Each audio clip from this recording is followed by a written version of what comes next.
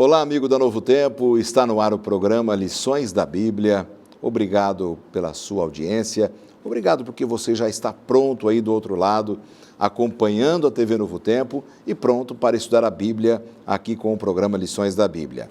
Você sabe que estamos numa temporada muito interessante aqui no programa. A cada 3 meses nós mudamos o tema. E o tema desta temporada é sobre família, as estações da família, os diferentes momentos que uma família passa, os diferentes momentos que uma pessoa passa, que são os climas, as estações da vida. E a família tem esses diferentes momentos, esses diferentes climas, essas diferentes estações.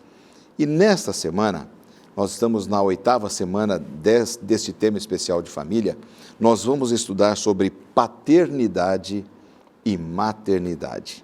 Tenho certeza que vai ser um tema muito gostoso, muito bom da gente poder conversar e entender a vontade de Deus para algo tão especial, tão importante, que é a paternidade e a maternidade. 2 amigos estão comigo aqui nos estúdios da Novo Tempo para conversarmos sobre esse tema. Tenho o prazer de receber um casal amigo, pastor Ranieri Salles. Obrigado pela sua participação, por ter vindo aqui ao programa Lições da Bíblia, pastor. Obrigado, um prazer muito grande estar aqui novamente. Prazer é nosso. Obrigado pelo convite. Obrigado. E também a sua esposa, a Mara Núbia Salles, que é minha amiga de faculdade, né? Nos formamos juntos, estudamos juntos, formada em teologia, e ela sempre com o coração no ministério, na obra, com o coração nas igrejas, né? Tem sido um grande apoio no ministério do pastor Ranieri. Você também é muito bem-vinda, viu, Mara? Obrigada, querido. Uma alegria grande recebê-los. prazer. O pastor Ranieri, recentemente, aceitou, juntamente com a sua esposa, um chamado para ir além-mar. Está, neste momento, como pastor da Igreja Adventista do distrito que está nas Ilhas Canárias, território espanhol, divisão intereuropeia, União Espanhola. Olha só. É uma região que está fora da Espanha, mas é território espanhol, uma área tipicamente europeia. Muito bom. Que bom, viu, gente, receber vocês aqui no programa Lições da Bíblia. A gente agradece muito a presença de vocês. O pastor Ranieri pode orar para a gente agora, para a gente começar? Vamos orar. Santo Deus, obrigado pela oportunidade de estarmos aqui para estudar a Tua Palavra. Pedimos, Senhor, a direção do Teu Santo Espírito, em nome de Jesus. Amém. Amém. Amém. Amém. Vamos ouvir agora o autor do nosso manual de estudos, no Palavra do Autor. Como pais, somos chamados para discipular nossos filhos. Talvez seja um dos papéis mais importantes que exerceremos. E mesmo assim, mais cedo ou mais tarde, como jovens e adultos, nossos filhos farão suas próprias escolhas. Deus não é Deus de forçar, Ele dá a cada um de nós o livre-arbítrio. Temos o livre-arbítrio de escolher seu presente de vida eterna e a liberdade de escolher aceitar o sacrifício na cruz. Mas muitas vezes nossos filhos escolhem outros caminhos. Como lidamos com isso? O que fazemos quando eles escolhem fazer coisas que não gostaríamos que fizessem? Sou lembrada da história do filho pródigo na Bíblia. Porém, algumas vezes, nós focamos demais no filho pródigo que acabamos deixando de lado o pai. Lembra do pai? Consegue ver o pai esperando pelo seu filho voltar? Orando dia após dia? E às vezes me perguntando quais foram as últimas palavras que o pai disse ao filho enquanto ele ia embora. Posso imaginar ele dizendo: filho, lembre-se disso. Não há nada que você possa fazer que me faria te amar menos. E nossos filhos precisam saber disso hoje. Nossos filhos precisam ter isso claro dentro da mente deles, que não há nada que eles possam fazer que nos fará amá-los menos. E eles precisam se segurar nessa promessa. Ensine o seu filho no caminho em que ele deve andar e nunca se desviará dele, pois essas verdades, essas preciosas verdades bíblicas irão permanecer na mente deles. E com essa introdução, nós já podemos começar aqui o estudo dessa semana no programa Lições da Bíblia. Paternidade e maternidade. Vocês têm quantos filhos? 2. 2.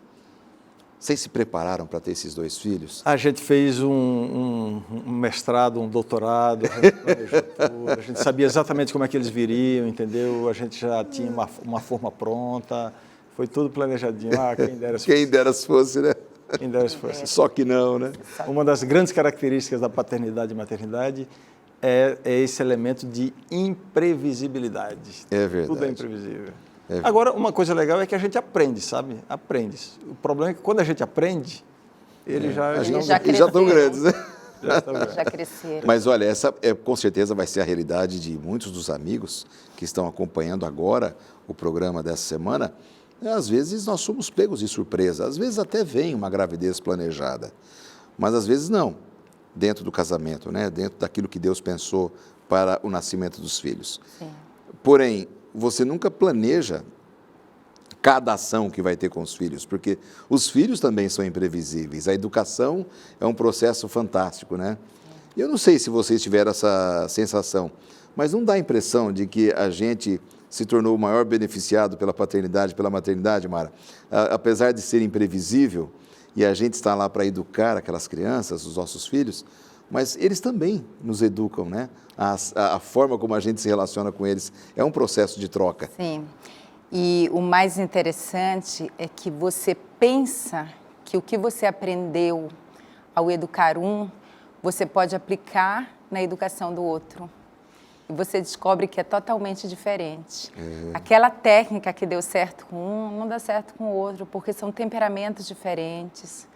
É uma genética diferente, porque apesar de ser o mesmo pai e a mesma mãe, a formação do DNA deles é diferente. São indivíduos, né? Deus os criou assim. Então, se você tiver 10 filhos, são 10 tipos de aprendizagem e que você colocou o mais importante. Eu me sinto mais ensinada do que eu ensinei, porque Deus me mudou muito para ao educar meus filhos, na verdade, eu fui educada por Deus e pela diferença que meus filhos tinham. Então, eu aprendi mais, pode ter certeza. Com certeza. Agora, é claro, pastor Ranieri, que os nascimentos dos nossos filhos, das crianças, são coisas comuns no assunto casamento, não é? Normalmente, quando duas pessoas se casam, há uma possibilidade grande de se tornarem pais, de virem as crianças, não é? Para aquela família. Mas o que nós vamos ver hoje é que em algum momento a gente nem sempre acontece. A gente se casa e às vezes não tem filhos. Como lidar com a situação, com um casal que sonhava em ter os seus filhos, mas por alguma impossibilidade física ou genética eles estão impossibilitados? É importantíssimo a gente trazer esse assunto à tona, especialmente no meio cristão, né? Porque nós somos apegados à Bíblia e a Bíblia nos diz que os filhos são a herança do Senhor. Então, é aquela ideia de que um casal só será abençoado se tiver filhos. Na época bíblica, ter filhos significava bênção, né? Era uma forma de identificar uma família próspera, era através dos filhos. No entanto, hoje, esse conceito é muito diferente. É muito diferente. Ou seja, é natural casar e ter filhos, isso é natural. Mas a gente tem que entender que também é natural casar e não ter filhos. Pode haver alguma coisa que faça com que o casal não tenha filhos. O que pode haver? Pode haver uma dificuldade de concepção, alguma dificuldade física, de saúde, pode haver simplesmente a falta de desejo mesmo. Né? A gente acha estranho, né? Mas como é que alguém casa e não quer ter filhos? Você está julgando o sentimento do outro pelos seus sentimentos, mas eu conheço diversas pessoas que disseram assim, não, nós não queremos ter filhos. A princípio a gente fica, mas tem alguma coisa errada aí. Preconceito.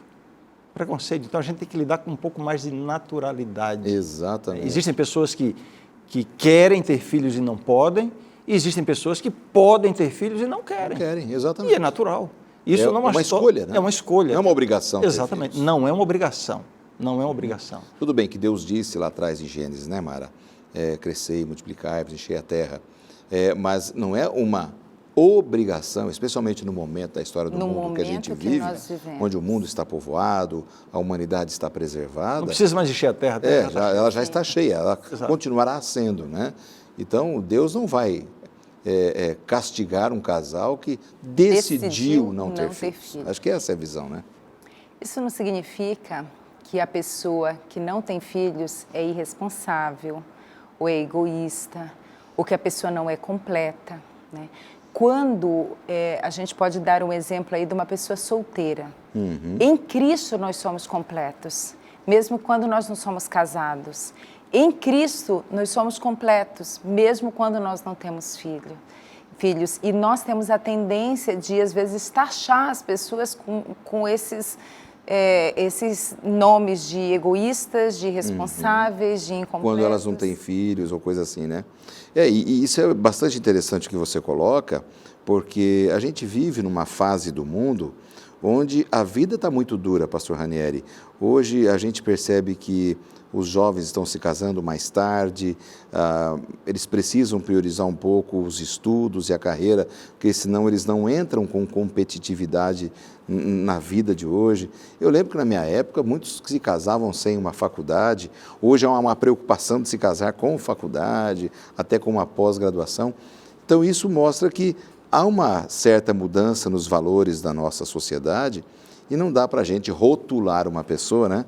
Acho que me veio a palavra aqui, rotular agora. Não é só a questão dos valores da sociedade, né? Mas a formatação da sociedade. Exato. Há algumas décadas aqui no Brasil, a maior parte da população era rural. Hoje, a maior parte da população já é urbana. Então, isso coloca a sociedade numa dinâmica diferente. Exatamente. Então, não é difícil até defender a ideia de que parece ser mais sensato hoje não ter filhos do que tê-los. Exatamente. É claro que eu não tô negando aqui a bênção e a maravilha que é de ter filhos, mas dizendo assim, a gente tem que entender que é natural, aceitável e compreensível um casal que não queira ter filhos. Sim. E nós precisamos nos despir um pouquinho desse preconceito. E existem atitudes até de exclusão. Exato. Eu vejo em alguns grupos sociais, a gente vê isso até na igreja, né, de vai reunir amigos e tal, aí aquele casal, não chama não, eles nem têm filhos, como se fossem diferentes, como se fossem especiais, entendeu? Os casais com filhos às vezes já se juntam logo, né? Então, mas os que ficam sem filhos ficam meio sem Sim. ele nem beira, mas Exato. não Então, podem ser rotulados. Né? Eu acho que é importante a gente ter essa ideia, né, de que os filhos são a herança do Senhor, quando eles vêm, são uma bênção de Deus, mas não são a única expressão da bênção e da aprovação de Deus. Exato. Né? E isso é uma opção de cada casal. Exatamente. Às vezes as pessoas ficam se recriminando. Aqui a Bíblia diz, né, lá em Salmos, que herança do Senhor são os filhos. Então eu não tenho herança de Deus, eu não sou uma pessoa abençoada. Não. Se esta é a sua condição, não fique triste. Não é? Cada pessoa tem uma história. Viva feliz para Jesus. Amém. Tente encontrar essa felicidade e a razão. Né? E existe uma alternativa extraordinária que se chama adoção. Para aqueles que querem e não podem e acham que não vão ser felizes nunca se não tiverem filhos, a adoção é uma excelente alternativa. Interessante, né? Muitas pessoas ainda têm preconceito. Não, mas você vai adotar, você não sabe de quem é o filho, qual é a carga, não conhece a genética. A carga genética. Como se os filhos biológicos a gente pudesse prever o futuro deles. Como se a nossa carga genética fosse muito boa. Exatamente. Fosse Entendeu? sangue azul, né? E quem não conhece a coisa e tem preconceito diz, mas não é a mesma coisa. Pois olha, eu tenho alguns amigos que optaram pela adoção. E eu, convivendo com esses amigos, eu realmente confirmo, não é a mesma coisa. A relação de afeto é ainda maior. A minha mãe adotou. Não é a mesma coisa. Quando nós saímos todos os filhos para a faculdade, a minha mãe adotou e hoje é a única filha que está mais próxima a ela. Olha só. Que foi uma bênção, que é uma bênção, que é a Eloana. Que Entendeu? bênção. Aproveito aqui para mandar então um beijo, já que a gente não andou para minha mãe, o meu padrasto, o Renato. Que bom, que bom. Isso é bastante interessante, né? As possibilidades de se tornar pai e mãe através da adoção são possibilidades muito grandes, tem uma legislação segura, muito ampla, né? A respeito disso. Sim. E é uma grande opção para aqueles que desejam a paternidade, a maternidade. E os riscos envolvidos não são maiores do que os riscos com os próprios filhos biológicos. Não são. Exatamente. Entendeu? Aliás, é o elemento imprevisibilidade, né? Ter filhos é experimentar o imprevisível. Já começa com a imprevisibilidade do sexo. Exato. Não sabe se é menino ou menina. A imprevisibilidade da saúde. Né? Você não sabe se vem com saúde, se não vem com saúde, se vem, entendeu? A imprevisibilidade do temperamento. né? E a maior imprevisibilidade, a do futuro, a da salvação. A gente não tem como prever isso. Exato. A gente tem que estar aberto e cabeça feita para aceitar. Né? Veio menino, é bem-vindo, veio menina, é muito bem-vinda. Né? Está preparado para receber uma surpresa, se veio, né, com algum aspecto especial de cognição ou mesmo na constituição física. Tem que aceitar, abraçar, viver. Isso que eu ia comentar. Quando eu estava grávida, nós comentamos isso, eu e o Rani, que não importava se o nosso filho, a gente não queria saber se a criança estava, e nós fizemos todos os exames, mas se estava em perfeito estado de saúde, porque como viesse seria amada, essa criança seria cuidada. Então, eu acho que nós, como pais, mas principalmente aqueles que querem ser pais um dia, tem que se preparar, porque uma criança especial que nasce em um lar transforma muito positivamente a vida de um casal. Claro. Eu digo que são anjos de Deus para Exato. nos mudar. Né? Conheço várias pessoas que tiveram filhos especiais, esses filhos são amados, se tornaram professores da vida para esses pais. Né? Foram privilégios que os pais tiveram de cuidarem desses anjos, né? Sim. Essa expectativa que às vezes os pais criam, né, de idealismos em torno de um filho que nem nasceu ainda, pode provocar frustrações que poderiam ser evitadas. Né? Exatamente. Exato. Nós temos 2 filhos, né? Meu filho é 6 anos mais velho do que a minha filha, o Renan e a Renata. E o Renan, quando a Renata nasceu, tinha 6 anos, e no fundo ele queria um irmãozinho, né? Para jogar bola junto e tal. E a Renata veio, com uma semana a Renata em casa, aí o Renan um dia chamou a gente para fazer uma queixa. Ele disse: pai e mãe, eu queria, na verdade, um irmãozinho. Aí eu disse: Renata, tudo bem, cara, dá tempo de mudar ainda. A gente pega a Renata, leva lá no hospital e troca, vamos fazer isso agora. Aí ele encheu os olhos de lágrimas e disse: não, mas agora eu já gosto dela. Então, quer dizer... Já há um vínculo, né? Lógico, já nasce com um vínculo lógico. ali. E às vezes o pai tem a expectativa que seja um filho homem, vem uma filha mulher. E quando a pessoa não trabalha isso, essa pessoa pode provocar um trauma nessa criança que está vindo. Então, é um assunto que a gente tem que cuidar bastante. Exatamente. Bom, o fato é que aquilo que conversamos até agora neste bloco indica que a paternidade, a maternidade, elas se tornam bênçãos, né, de Deus para o ser humano, e para aqueles que não tiveram a oportunidade, também podem ser abençoados e viverem uma vida feliz com as diferentes opções que conversamos aqui. Nós vamos para um rápido intervalo e voltamos em instantes.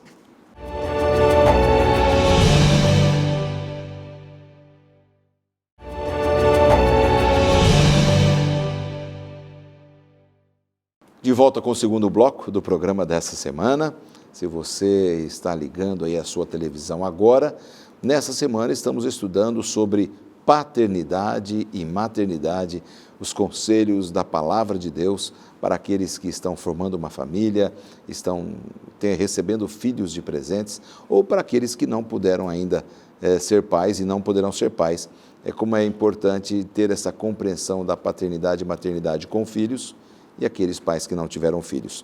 Temos outros assuntos importantes ainda hoje, mas antes a gente quer oferecer a você um presente, um curso bíblico que vai ajudar você a criar os seus filhos no caminho de Deus, vai ajudar você a criar os seus filhos nos caminhos do Senhor. É a série Princípios. Este curso bíblico nós oferecemos sempre aqui no programa. Você pode solicitá-lo gratuitamente através do telefone que está em sua tela. Código de área 12 21 27 31 21, e você vai poder, em horário comercial, solicitar aqui o seu curso bíblico. Além do mais, esse curso é gratuito. Nós não cobramos nem pelo material, nem pelo envio do material. Então você pode solicitar gratuitamente e receberá este presente da Novo Tempo para você crescer no conhecimento e na graça do Senhor Jesus. Você pode também solicitar o curso no nosso blog, novotempo.com/lições da Bíblia. Bom, hoje conversando aqui com o pastor Ranieri Salles e a sua esposa Mara Núbia sobre paternidade e maternidade. Vimos aqui uma situação de paternidade e maternidade sem filhos, mas agora uma outra situação. Você como pastor, como representante aí do Senhor Jesus diante do seu rebanho, você com certeza vai ter no seu rebanho situações de pais e mães solteiros. Não é tão simples, não é? Essa é uma situação já um pouco mais complexa do que aquele casal que decidiu não ter filhos. São pessoas que tiveram filhos e eram solteiras. Como lidar com essa situação, pastor Ranieri? Bom, em primeiro lugar, a gente tem que definir o que significa isso, né? Ser pai ou mãe solteiro. Não significa necessariamente alguém que nunca casou, por exemplo. Uma pessoa que tem filho e se torna viúva está dentro dessa categoria.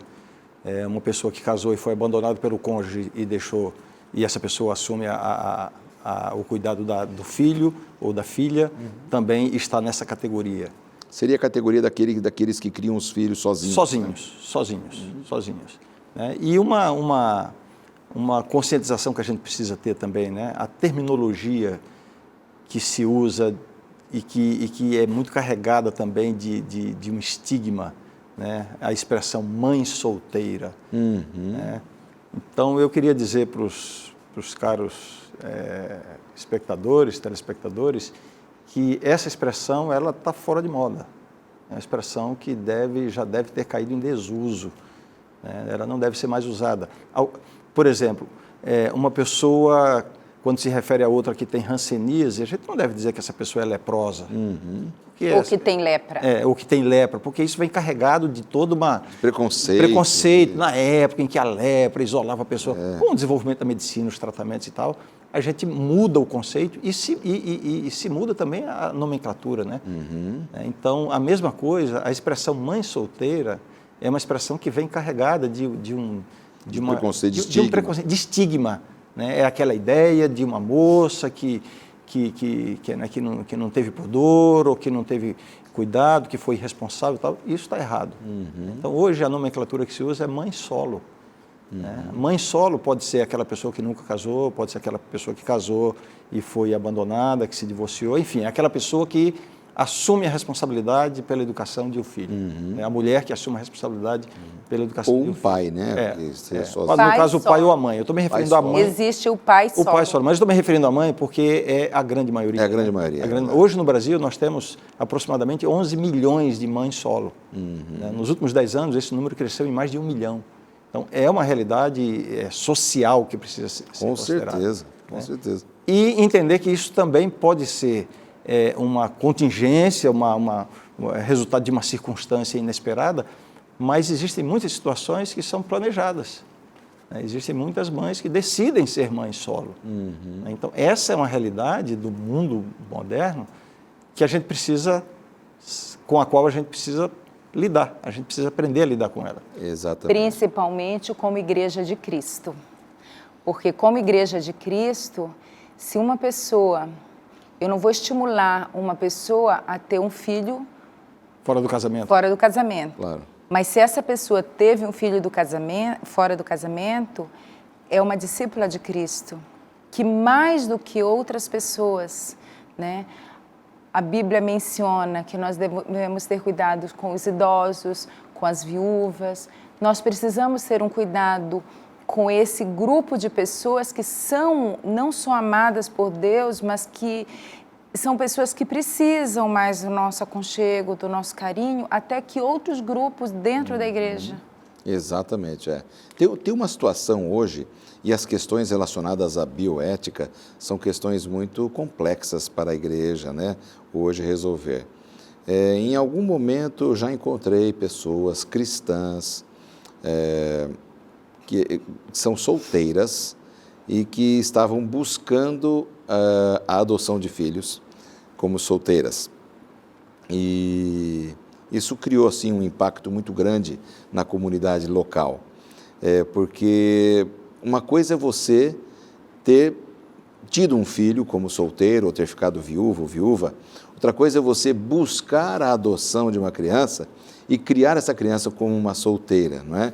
Então, criou-se assim uma celeuma naquela comunidade religiosa e entendeu-se na época que a pessoa não deveria fazer isso, porque por opção ela não deveria fazer isso assim, ela estaria escolhendo confinar aquela criança sem a presença masculina, sem a presença de um pai para criar. Uma coisa é ela optar em ser intencional, a outra coisa é ser um acidente, uma dificuldade da vida. Eu entendo a dificuldade desse debate, né? Eu imagino que uma comunidade religiosa que trouxe esse tema à tona e debateu, eu entendo que vai haver divergências, né?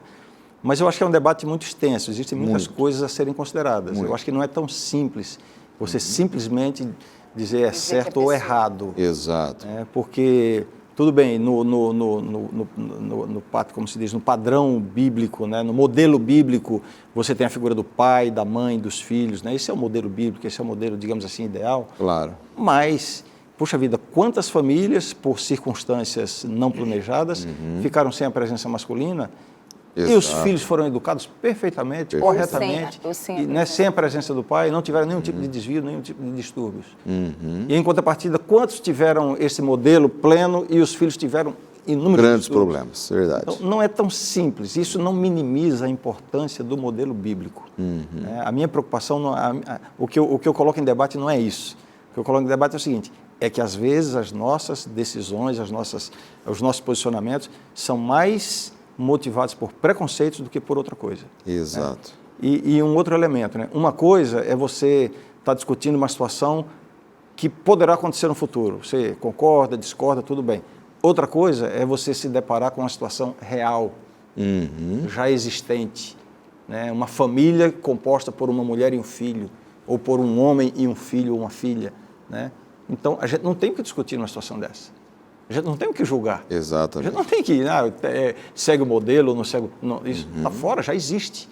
Nós temos que acolher, abraçar, fazer o que Cristo faria. Né? Exatamente. Não é pegar do jeito que está e acolher, abraçar, ajudar, amparar.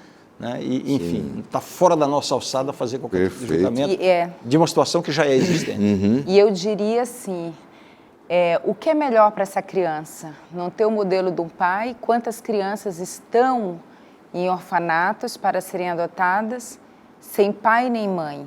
E essa criança pode ter uma mãe ou pode ter um pai. Então fica com certeza, é um tema bem polêmico. Uma coisa, Lanza, é quando você tem assim entre o bom e o ruim para escolher. O bom é que esteja dentro do modelo, essa criança daqui e tal.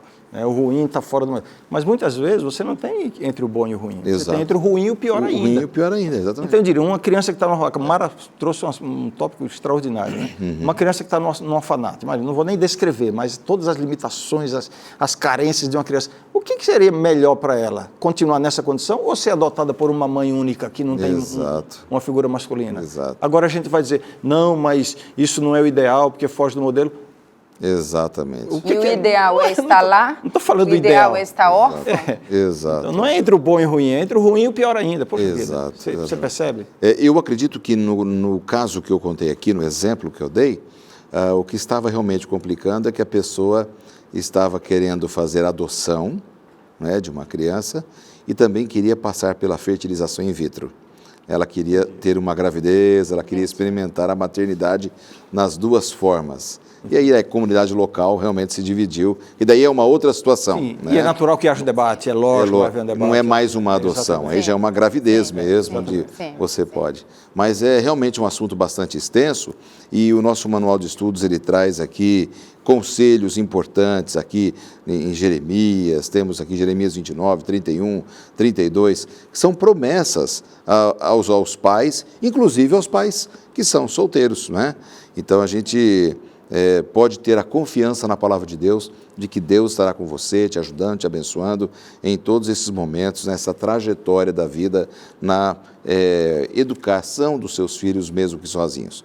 Mas antes da gente passar, eu só queria lembrar o seguinte, que nós temos programas para famílias, para jovens, mas dificilmente nós temos um programa na igreja para pais e mães que são pais solo ou mãe solo. Precisaríamos apoiar um pouco mais. É um grupo negligenciado. E até talvez fazer um ministério em cima disso. Por exemplo, uma mãe solo, às vezes ela precisa de um tempo para para estar só, para estar com Deus, para ter um momento social, ou ela precisa de ajuda com essa criança. E geralmente nós estamos preocupados com vários grupos, com vários segmentos na igreja, com vários ministérios, mas é um segmento que a gente precisa olhar um pouquinho mais, né? Chamar essa pessoa para ter um contato com famílias diferentes, ou dar tempo para essa mãe se recompor, pegar um pouquinho essa criança quando é alguém da confiança da mãe e alguém, entendeu? Fazer um ministério com esse grupo, eu acho que é um segmento que a gente não trabalha, assim como existe o segmento de solteiros dentro da igreja, que não é um assunto especificamente agora, mas são pessoas que têm necessidades específicas e que a gente precisa pensar num programa mais específico como igreja local. Aliás, a gente precisa pensar muito nessa questão da igreja se tornar uma grande agência de apoio àqueles que ali frequentam. O rebanho precisa estar amparado, não é? Porque se nós queremos chegar aos céus, queremos levar todo o rebanho do Senhor para a vida eterna, não dá para ir deixando soldados para trás, ovelhas para trás, né, desamparadas, desabrigadas, correndo risco, perigo, etc. Como um rebanho, temos que providenciar formas de desenvolvermos ministérios que possam apoiar essas pessoas que vivem esses dramas aqui. Agora, no Salmo 27, pastor Ranieri, ali tem uma mensagem bastante interessante e é uma mensagem fundamental. Ele é bem pequeno. Eu queria que você tirasse aí algumas lições especiais, especialmente pensando no tema da alegria e da responsabilidade de se educar os filhos. O que mensagem a gente pode resumir do Salmo 127? Bom, Salmo 27 é um anelo... 127, né? Salmo 127. Salmo 127. Isso. É um salmo pequeno, mas que ele tem uma mensagem fundamental, justamente entendendo alguns princípios que devemos aplicar a nós, a nossa maneira de viver, não é?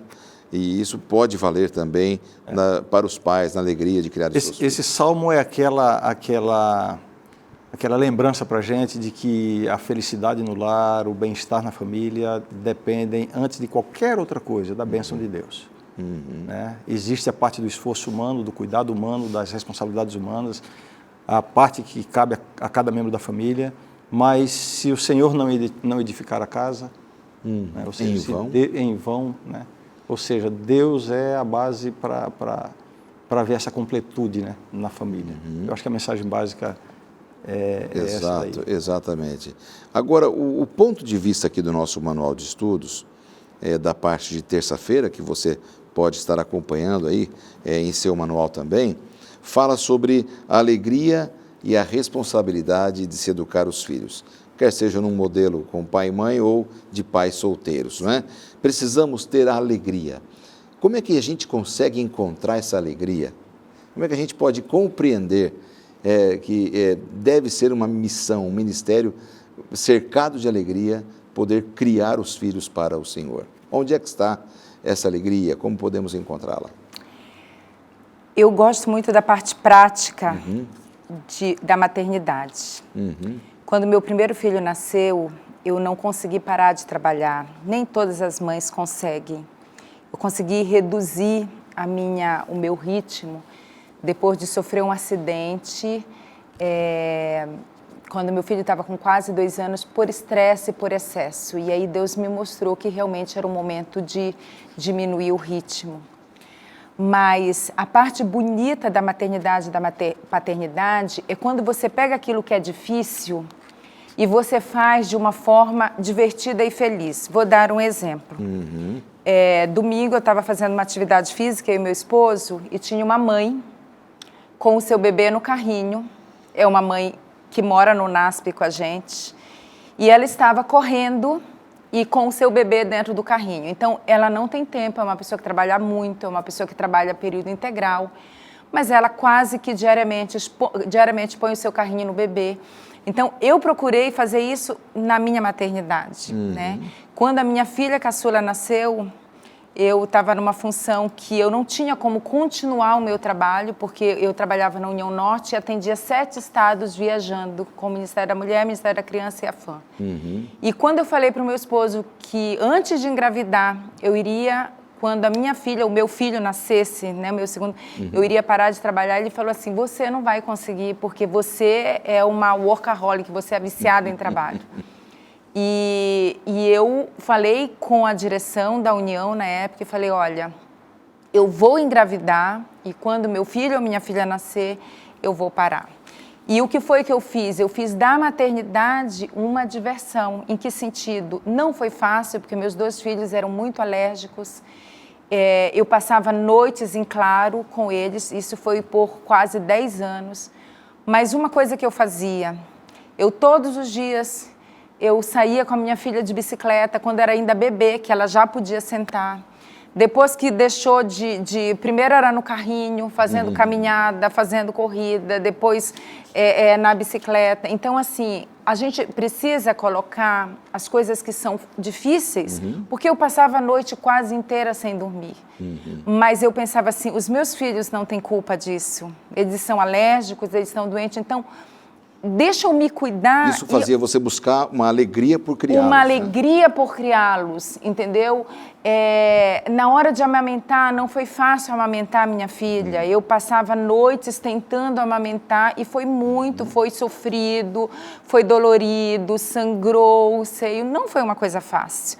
Mas eu falei assim, para dar esse alimento melhor, eu vou até o último recurso e conseguir, e a alegria de ver ela podendo, nem todas as mães têm essa alegria, mas poder amamentar. Então, assim, é você pegar cada fase da vida, a criança está ali brincando já com os amiguinhos, você pode estar ali lendo um livro, estudando. Então, em cada fase tem que buscar alegria, né? Até quando o ninho fica vazio. Vamos fazer o seguinte, do ninho vazio, a gente volta desse ponto, eu vou chamar um intervalo e a gente retoma exatamente desse ponto aí, tá bom?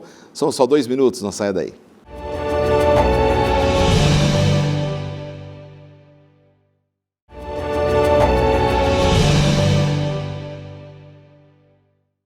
De volta com o terceiro e último bloco do programa dessa semana, estamos estudando sobre paternidade e maternidade, uma nova estação da família, conforme estamos estudando no tema geral, Estações da Família, que é o tema dessa temporada. A Mara estava comentando aqui, eu perguntei para ela como a gente pode descobrir a alegria, né, por criar os nossos filhos, a alegria pela responsabilidade. Ela estava citando vários exemplos, teve que abandonar o trabalho para poder cuidar das crianças, a amamentação não foi tão fácil, tão simples, até no ninho vazio, aí eu te interrompi. Como é que a gente pode ter alegria por criar os filhos pelo ninho vazio? E eu passei para o ninho vazio sem passar por essa fase da adolescência, da juventude, que às vezes, como pais, a gente prioriza preparar em casa um ambiente para os amigos, mas a gente precisa entender que a gente precisa preparar um ambiente de casa para os filhos, para os amigos dos nossos filhos. Então, quantas vezes, quantos anos, hoje eu estou numa realidade diferente, eu deixei de chamar amigos que eu gostaria de estar com eles, fazendo uma refeição no sábado, num sábado à noite, e por quase toda a nossa vida, a casa sempre foi muito cheia. A minha filha não gostava muito de chamar os amigos, ela era mais de querer ir na casa dos amigos, mas o meu filho falava assim, mãe, hoje pode chamar 10? Hoje pode chamar 15? Hoje pode chamar 5? Então, você fazer desse momento, quer dizer, eu não ficar triste porque não são os meus amigos que estão ali, mas os amigos dos meus filhos estarem na minha casa, né? Quando o ninho fica vazio, você lembrar que você pode ter uma aproximação maior com outros amigos que você não teve oportunidade de ter, quantos seus filhos eram adolescentes ou eram crianças. Então, a gente precisa saber que cada fase a gente pode fazer algo diferente para a gente tomar a maternidade e a paternidade como uma coisa boa, uma bênção que Deus deu para a gente. Você já deu a introdução aqui, praticamente, para o tema que nós vamos começar agora e que vamos encerrar aqui, ele mais aqui aqueles pais que lutam com seus filhos que estão desgarrados, né? Mas você já deu a introdução, pastor Ranieri, porque o tema agora é a paternidade e a maternidade como discipulado. Então, a Mara falou sobre buscar alegria, para você entender a responsabilidade como pai, como mãe. Mas o discipulado, ele tem a ver com essa alegria, porque, no fundo, ela discipulou os filhos, trazendo os amigos, entendendo melhor quem eram os amigos, não é? Não é uma forma da gente discipular e de participar? Como você vê essa questão, Ranieri, do discipulado dentro da maternidade e da paternidade? Educação é discipulado, né? Existem duas palavras que têm a mesma raiz, discipular e disciplinar.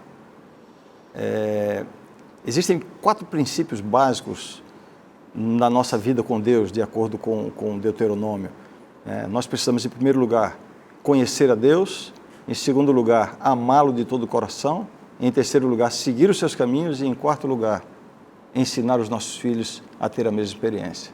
Então, isso faz parte, ou deveria fazer parte, da rotina de uma família cristã, né? O discipulado, compartilhar com os filhos, ensiná-los de maneira formal às vezes, na maioria das vezes de maneira informal, né? Mas incutir, implantar e plantar na mente e no coraçãozinho deles, desde a mais tenra idade, essa noção, né, de Deus, do relacionamento com Deus, a importância da vida com Deus. Essa é a parte que nos cabe, né? É importante saber que isso não nos dá nenhuma garantia, né? Isso não nos dá nenhuma garantia de que eles vão viver essa experiência por toda a vida. Né? Mas é o que nós podemos fazer e devemos fazer. Exatamente. Eu acho muito interessante isso, porque alguns pais eles encontram muita dificuldade para entender essas palavras, né? Disciplinar, confundem com castigo, o discipulado é confundido às vezes, não com castigo, mas com a parte da missão, de eu ter que falar para alguém e tal, mas a missão principal do pai é em casa. Começa dentro de casa. Pai e mãe, ali está o campo missionário. Exatamente. Então não adianta nada você sair da sua casa para buscar uma pessoa para Cristo que está num outro bairro, numa outra cidade, num outro estado ou em outro país, se a missão principal dentro da sua casa com seus filhos foi rejeitada. Não é? Esse é o primeiro requisito, né? Não levou os filhos a Cristo, não ensinou o caminho, não mostrou a vontade de Deus. A nossa primeira responsabilidade cristã está dentro de casa, está dentro da família.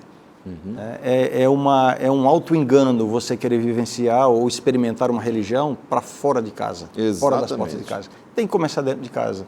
Aliás, a sua influência de compartilhar a religião fora de casa, a sua maior influência está exatamente na sua condição familiar. Exatamente. Então, o maior investimento em termos de recursos, de tempo, de interesse, de energia, de envolvimento, né? O maior investimento deve ser feito na família.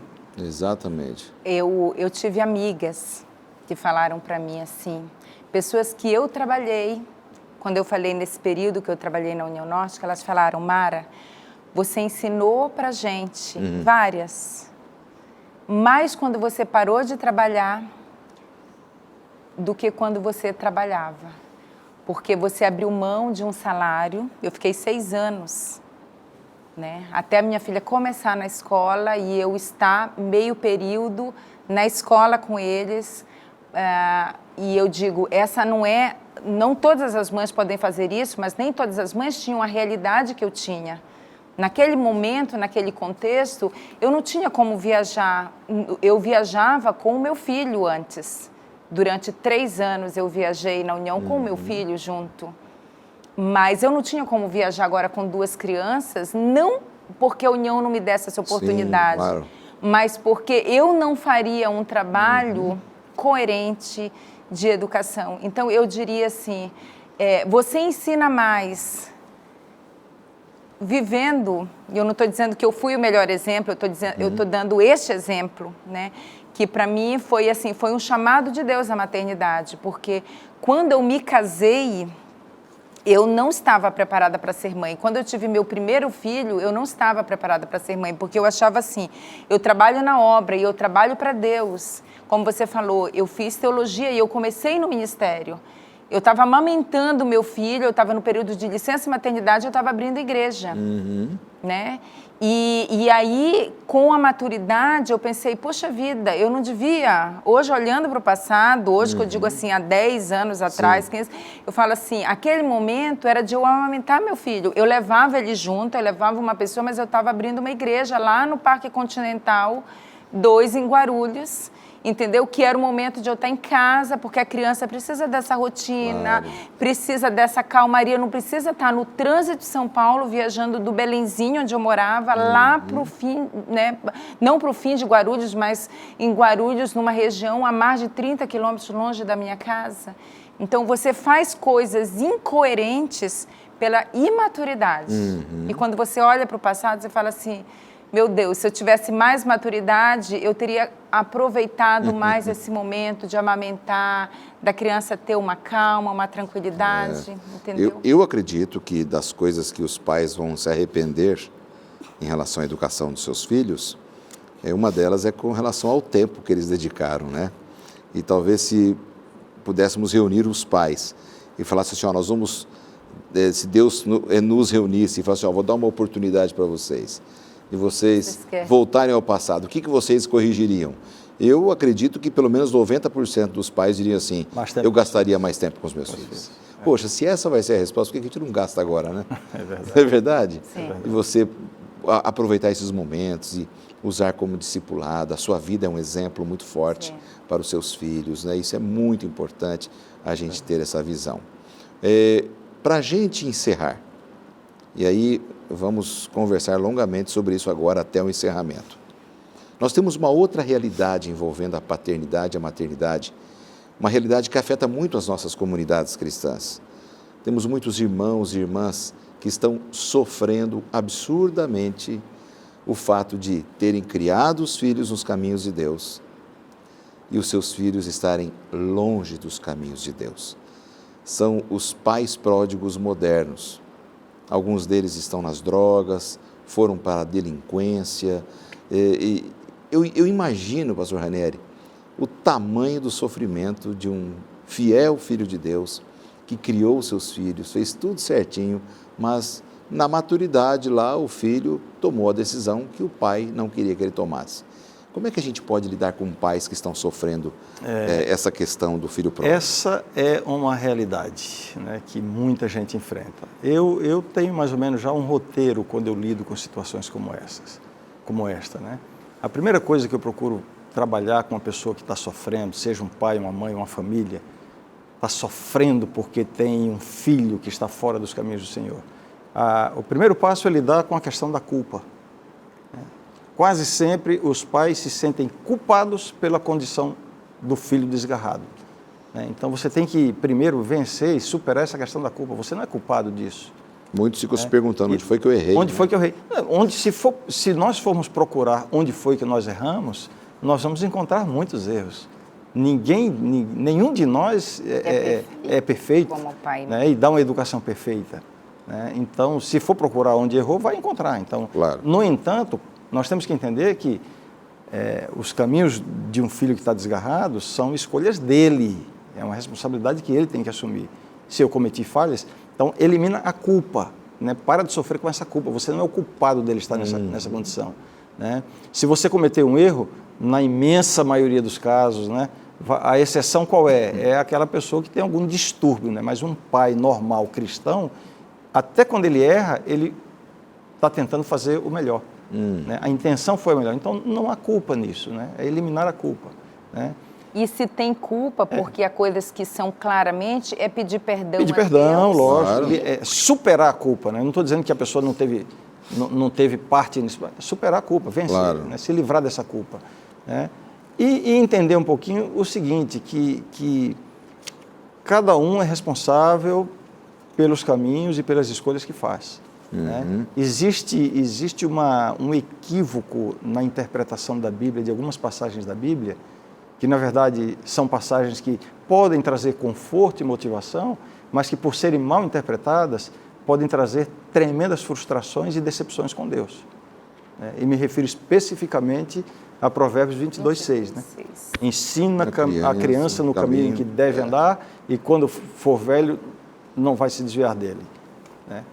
Espera aí, o que esse texto está dizendo? se eu educo bem o meu filho nos caminhos de Deus, ele vai permanecer nos caminhos de Deus para sempre. Então, está errado isso, não é isso que o texto está dizendo. Então, precisa de uma interpretação correta. Né? Um estudo um pouco mais aprofundado vai ver que essa tradução que eu acabei de mencionar, que é a que prevalece grandemente, ela tem erros de tradução. Né? A própria palavra deve não está presente no texto original. Né? Ensina a criança no caminho em que deve andar. Né? Essa expressão no original, ela pode significar, ela pode ser traduzida mais ou menos assim: ensina o teu filho no caminho que ele está escolhendo, e você vai ver que quando ele for velho, ele vai colher as consequências. Ensina o jovem. Pode não estar se referindo, inclusive, a criança. Entendi. Pode estar se referindo a um adolescente ou mesmo a um jovem não casado, né, de acordo com o texto original. Entendi. Né? E existe uma figura de linguagem chamada ironia, que está presente em Provérbios. É perfeitamente compatível com a linguagem de Provérbios, né? Que poderia ser uma tradução com essa ideia. Né? Olha, você vai ensinar o seu filho no caminho que ele anda, no caminho errado que ele está escolhendo. Ensina o teu filho nesse caminho e você vai ver que ele vai envelhecer e vai permanecer e vai colher as consequências. Exatamente. Essa é a ideia de Provérbios.